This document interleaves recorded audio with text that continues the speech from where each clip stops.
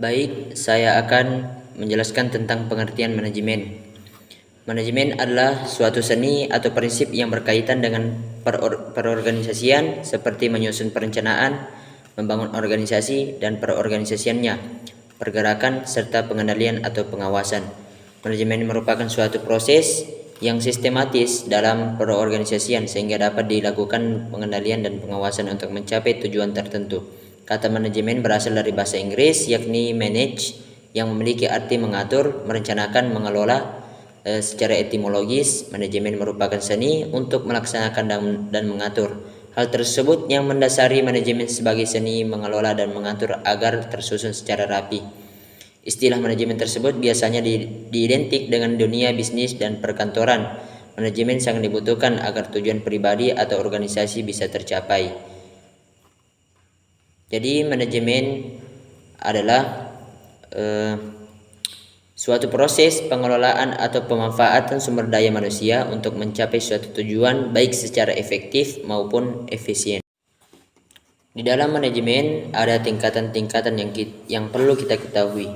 Tingkatan manajemen adalah level dari manajemen atau pembagian kekuasaan dalam lingkup manajer.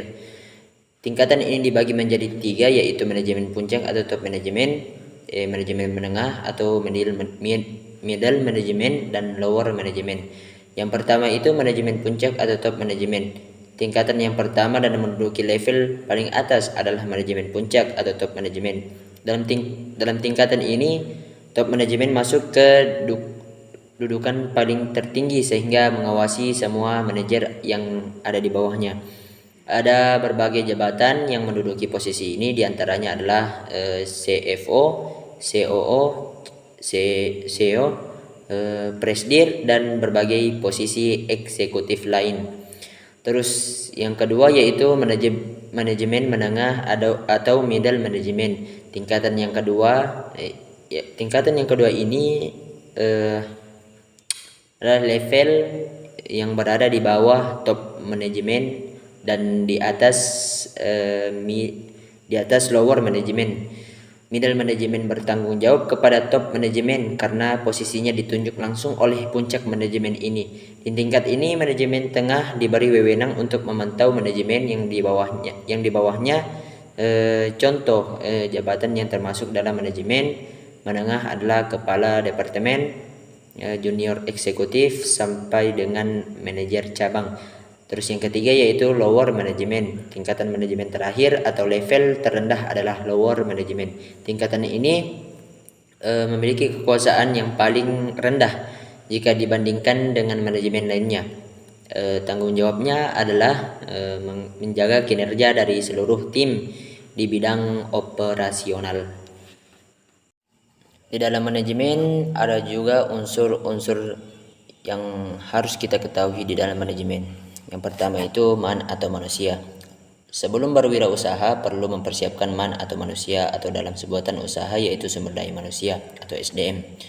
Karena kehadiran sumber daya manusia ini menjadi sangat penting dalam kemajuan atau perkembangan sebuah usaha yang dijalankan. Manusia merupakan faktor paling menentukan dalam manajemen wirausaha. Tidak ada bisnis yang berjalan tanpa manusia. Terus yang kedua yaitu money atau uang. Selain sumber daya manusia, yang perlu diperhatikan juga ialah money atau keuangan atau manajemen keuangan dalam sebuah wirausaha. Uang merupakan penunjang penting dalam sebuah bisnis. Uang merupakan alat tukar ukuran nilai dan seringnya dijadikan acuan dalam menentukan target usaha. Karena anggaran keuangan yang tidak mencukupi, maka proses manajemen usaha pun tidak dapat berjalan secara maksimal. Terus yang ketiga yaitu material atau bahan. Dalam membuat sebuah produk tentunya membutuhkan bahan baku material yang bagus serta membutuhkan perhatian yang khusus dalam memilih bahan. Bahan baku yang berkualitas juga akan menghasilkan produk yang berkualitas. Dengan memiliki produk yang kualitasnya tinggi, maka memiliki daya jual yang tinggi yang dapat membuat usaha menjadi untung. Terus yang keempat yaitu mesin atau mesin. Mesin atau mesin dalam wirausaha sangat dibutuhkan dalam menjalankan kegiatan. Dengan adanya bantuan mesin, pekerjaan yang sulit akan terasa lebih mudah. Mesin memiliki beberapa manfaat yaitu menghemat waktu produksi atau pengerjaan. Terus yang kelima yaitu metode. Metode adalah salah satu prinsip 6M yang merupakan standar prosedur yang ada dalam manajemen wirausaha. Metode ini merupakan prosedur kerja yang akan membuat pekerjaan berjalan dengan lancar. Penentuan metode dilakukan berdasarkan kebutuhan bisnis. Terus yang keenam yaitu market atau pasar. Market atau pasar juga merupakan salah satu dari prinsip 6M dalam wirausaha yang harus diperhatikan. Yang dimaksud market ialah target pasar atau target konsumen sendiri dari bisnis yang Anda jalankan. Ada 4 fungsi pokok yang harus dilakukan oleh manajer. Fungsi-fungsi itu adalah perencanaan, perorganisasian, pengarahan, dan pengawasan. Yang pertama itu perencanaan. Tahap perencanaan merupakan tahap awal yang cukup krusial untuk perjalanan bisnis ke depannya. Pada tahap ini Anda harus menentukan tujuan jangka pendek maupun jangka panjang yang ingin dicapai oleh perusahaan. Tujuan perusahaan dapat dalam bentuk kuantitatif maupun kualitatif. Apabila tujuan sudah ditetapkan, maka tahap selanjutnya adalah menentukan bagaimana strategi yang tepat untuk mencapai tujuan tersebut. Terus yang kedua yaitu perorganisasian. Pada tahap ini tugas Anda adalah membentuk tim atau organisasi yang tepat untuk melaksanakan rencana yang telah dirumuskan. Tahap ini juga merupakan salah satu proses dari pengalokasian sumber daya, khususnya sumber daya manusia. Manajer menentukan peran atau posisi apa saja yang dibutuhkan dalam organisasi. Posisi tersebut dibentuk dengan memiliki tugas, wewenang serta tanggung jawab masing-masing serta bagaimana hubungannya dengan posisi lain. Terus yang ketiga yaitu pengarahan atau leading. Ketika pekerjaan sudah mulai dilakukan oleh tim, maka tugas Anda sebagai seorang manajer adalah untuk mengkomunikasikan visi dari perusahaan.